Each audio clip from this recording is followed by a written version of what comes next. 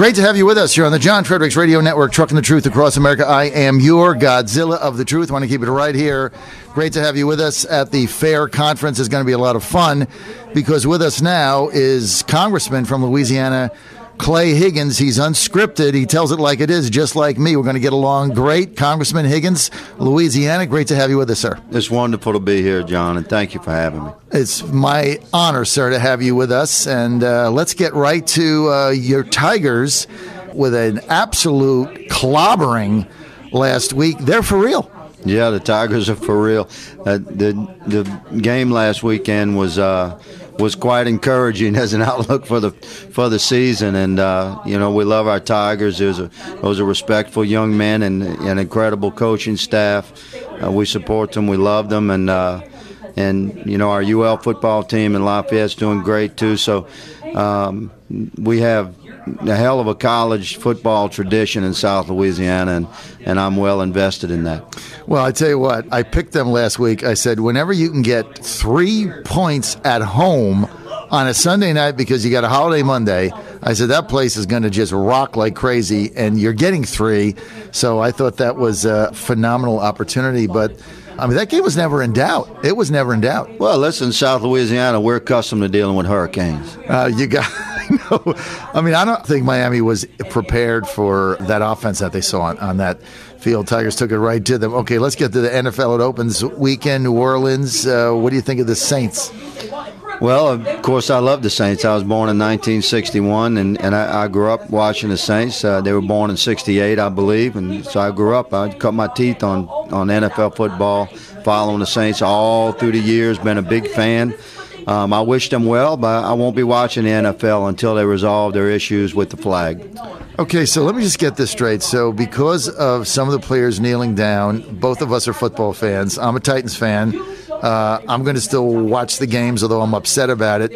But you've been a Saints fan for, 40 years? Yeah, 40 years. And you went through the down times. No, 50 years. I just turned 57. So you went through the bags over their heads, yep. 0-14 seasons, right. The Archie Manning times, all the bad Saints teams. You've been through all that, and now you're just not going to watch the game because you're mad because some of the people are kneeling down. No, I'm not mad.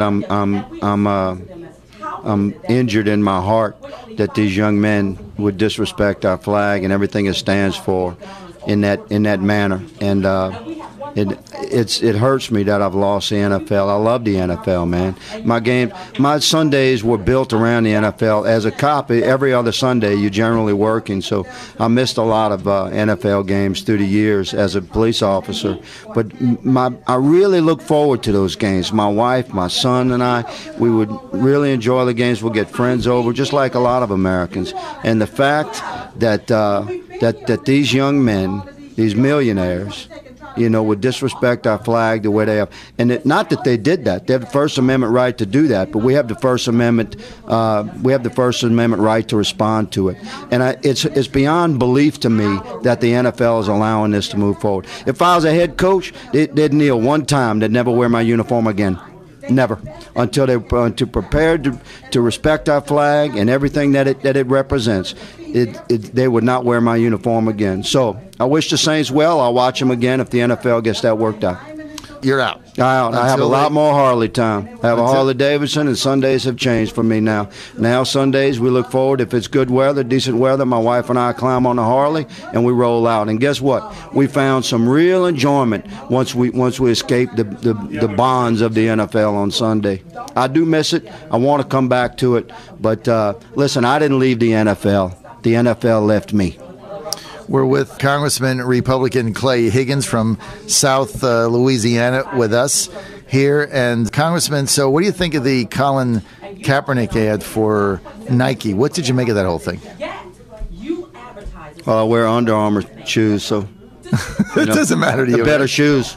You understand? They're better than Nike shoes. So, it's very important if you're an athlete and trying to stay in shape. I stay in the gym. I go to the gym 4, 5, 6 times a week. You need good equipment. Nike doesn't have the best equipment, so I guess they're looking to make a mark for themselves by getting a little edgy. Good luck to them. They have the right to do that. I think it's absurd, but I'm sure their stockholders have something to say about that as well.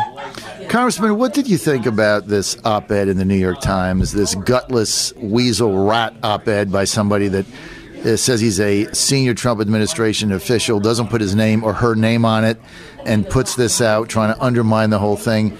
I mean, this is just a yellow belly act of cowardice as far as I'm concerned. But what did you think of this whole thing, sir? Well, you know, if you draw a line in the sand, then you should be prepared to defend your position. And if you write a letter, a strongly worded letter in opposition to a man you allegedly work for, then you should be prepared to put your signature on that letter. So I have no stomach for cowards, man. And by the way, I'm not even sure that the so-called senior official, anonymous official exists. The media might have made up the whole thing. You think the New York Times might have just made it up? It's certainly not beyond them. You know, what do you put past the New York Times? Nothing. There you go. So all of a sudden everybody's talking about the New York Times, and we think it's not a possibility that they made this thing up? You know, produce the name. Impress me. Both of them, by the way. You want to be courageous? Look, you may be Nike's new front guy, man. Right? You stand next, money. Stand next to Colin. Go and make you a lot of money. You know, being the voice of cowardice. So, but you want to identify, impress me. You're going to say ugly things about the president. Then put your name on it, and all of a sudden you'll have the respect of many Americans, even if we disagree with you. Congressman, final question here. We're almost out of time. Are the Republicans going to hold the House? Why or why not? We believe they will. We believe we will. I refer to the contested seats.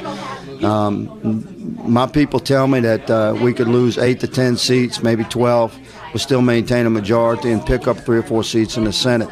This will actually make a Congress, where bicameral, bipartisan Congress, it'll actually make it easier to navigate, because the center of gravity of the Republican conference in the People's House, wherein I serve, the House of Representatives, will shift to the right. And of course, the center of ideology of the conference is the sort of definitive factor that determines what our legislation will look like. And so the more conservative the conference is less important than the number of a slim majority. We'll find a way to get to a yes in the House. The problem has been the Senate because of a one-vote majority. So if you pick up 3 or 4 seats in the Senate, you grow exponentially your majority as compared to what we've worked with for the last 19 months. And this means that it will be easier to navigate a Congress, easier to get conservative bills to the president's desk, and he'll sign them. So that's my prediction. I'm not afraid to make it. I believe conservatives hold the House. We shift the conference a little bit to the conservative side of the spectrum. We lose 8, 10, maybe 12 seats in the House, but maintain a majority, pick up 3 or 4 in the Senate. Congressman, final question. If the Republicans do maintain control of the House, have you made a decision who you're going to vote for Speaker, Kevin McCarthy or Jim Jordan? Well, I respect chain of command, I respect seniority, and my dear friend is Steve Scalise, who's a member of leadership. So let me say that we the people elect the representatives in the People's House, and they have that right. And we, as the representatives, we elect our leadership. There's a lot of factors involved in being an effective speaker. And let me say that the Speaker of the House is the Speaker of the House, not the Speaker to the House. The Speaker is supposed to reflect the center of ideology of the conference.